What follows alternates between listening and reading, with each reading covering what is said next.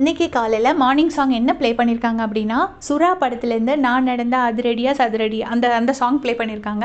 அது வந்து விஜய் சாங். எல்லாருக்குமே தெரிஞ்ச ஒரு ரொம்ப ஃபேமஸான விஷயம் என்ன அப்படின்னு பார்த்தீங்கன்னா, சுபிக்ஷா வந்து பக்கா விஜய் ஃபேன், பயங்கரமான விஜய் ஃபேன். என்ன பாட்டு விஜய் பாட்டு போட்டாலும் விஜய் அதில் என்ன பாட்டு டான்ஸ் ஆடியிருப்பாங்களோ அதே ஸ்டெப்ஸ் அப்படியே போடுவாங்க.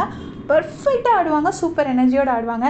சத்தியமாக சொல்கிறேங்க, இன்றைக்கி சுபிக்ஷா வீட்டை நேற்று தம்பியை பார்த்து என்னை கேட்டிங்கன்னா, என்னை பர்சனலி ரொம்ப இம்ப்ரெஸ் பண்ண ஒரு பர்சன் அப்படின்னு கேட்டிங்கன்னா, சுபிக்ஷாவோட தம்பி, அப்பா, சபரியோட அம்மா, அவங்கள தான் நான் சொல்லுவேன்.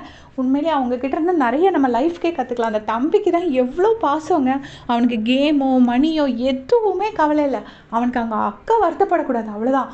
அக்காவை யாரும் எதுவும் சொல்லிடக்கூடாது. அக்கா வந்து ஒருவேளை தோத்துட்டா ஃபீல் பண்ணிடக்கூடாது, அவ்வளோதான். நீ சந்தோஷமாக வெளிவான்னு சொன்னால் எனக்கு நிஜமாக ரொம்ப கஷ்டமாக இருந்துச்சு. தம்பி பார்க்கும்போது இதே மாதிரி ஒரு தம்பி நமக்கு வேணுங்கிற மாதிரி தான் ஒரு ஃபீலிங் வந்துச்சு.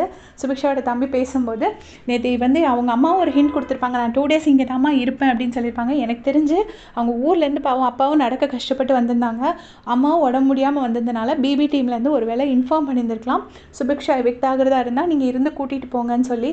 ஏன்னா சுபிக்ஷாவுக்கும் அவ்வளோ மெச்சூரிட்டி இல்லை, அழுறதுக்கு நிறைய சான்சஸ் இருக்குது. ஸோ இன்றைக்கி 90% சுபிக்ஷா எவிக்ட் ஆகிறதுக்கு தான் சான்சஸ் இருக்குதுன்னு நினைக்கிறேன். இது எல்லாமே நான் அந்த சாங்லேருந்து நான் கெஸ் பண்ணதுங்க. இது எனக்கு வந்து அப்டேட் கிடையாது, இதை கிளியராக சொல்லிடுறேன். இதை பற்றி உங்களுடைய கமெண்ட் சொல்லுங்கள். தேங்க்ஸ் ஃபார் வாட்சிங்.